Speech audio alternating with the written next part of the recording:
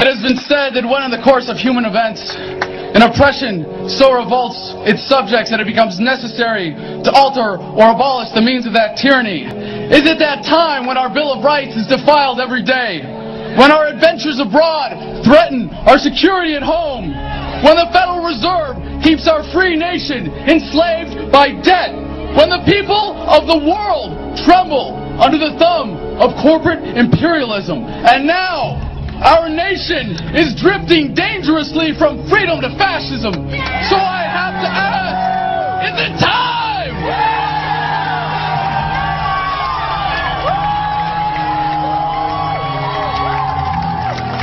The time is now. The threat is clear. The bands of tyranny are tightening around America, and it is our duty to resist.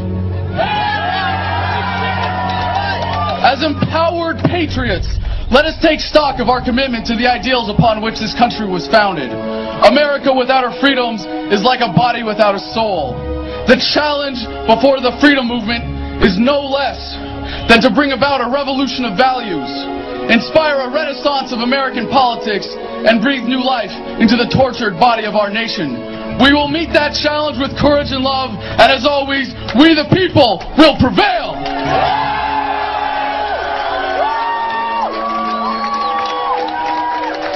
To rally the troops of the Revolutionary Army in the winter of 1776, Thomas Paine said, "These are the times that try men's souls.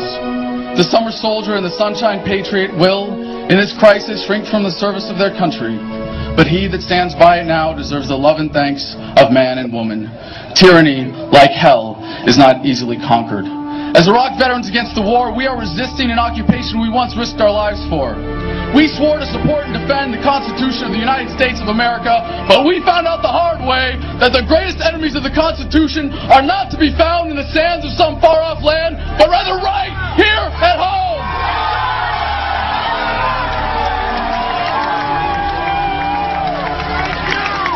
We are your new winter soldiers, and we are still defending America. We bring the values, skills, and commitment that make us warriors to the fight before us today.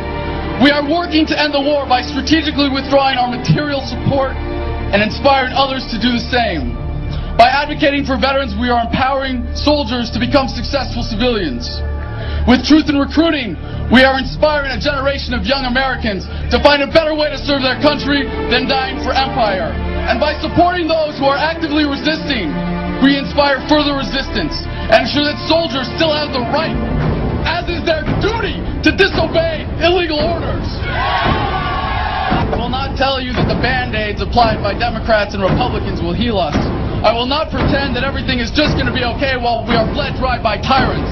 And if it takes the last full measure of devotion, I will not allow the same fate to befall this country. This young movement is getting past the external wounds to the greater evils plaguing this nation. We know that the greatest threat to American security is the current corruption of our government. No politician has ever ended a war. Civil rights were won in this country not by any legislator, but by a movement. I have great hope for America, but it comes not from any election.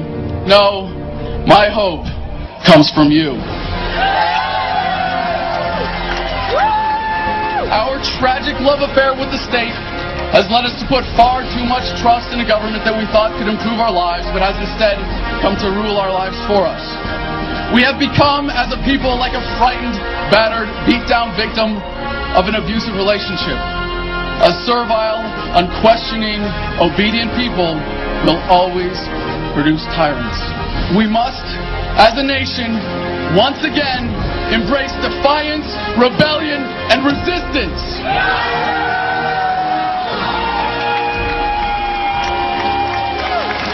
Every day, more and more Americans are avoiding unenforceable taxes, leaving government jobs out of disgust, and sending their kids to college instead of combat. But our efforts as a movement must become unified and deliberate to fully withdraw our support and compliance. Be it with your lives, labor, or tax dollars, stop investing in your own oppression. Guard your communities from the police state. Don't waste a single vote or a single dollar on the two-party system. Do not be content merely to grumble and to march while they are using fear, force, and violence as weapons of oppression. We must embrace the opportunity to resist civilly while we still can.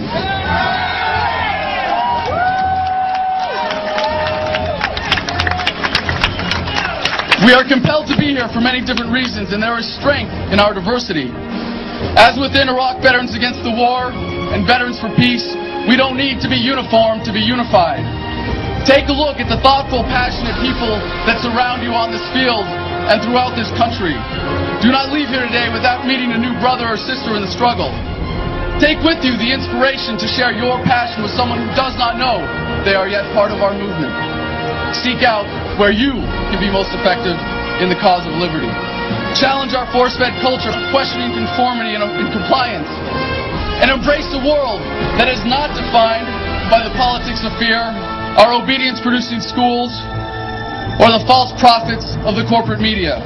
As we have been awakened, we must stir the sleeping masses. As the forces of oppression are diligent, so must we toil. As they are committed, we must surpass them. As they step up their efforts, we must rise up to defeat them as a unified movement.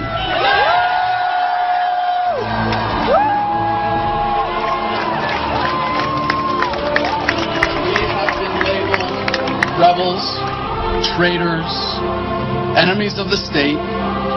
All terms King George would have used to vilify our founders. I, for one, will always rebel against oppression, a traitor only to tyranny, and I would be remiss to not make myself the enemy of a state that so blatantly tramples our freedoms. American values have been nearly vanquished by consumerism, militarism, and authoritarianism. Yellow ribbons and lapel pins will not save this country. When injustice becomes law, resistance becomes duty. The utmost manifestation of love and devotion to America is today, as it always has been, resistance of tyranny. Resist we must, and resist we will. We will not be silent. We will not obey. We will not let our government destroy our humanity. We will not wait another moment in fear to stand up for what we know to be right. It is time we start meeting oppression with resistance. They cannot stop us. Humanity marches on. You can fight it or fight for it. When we say revolution, we say it with love.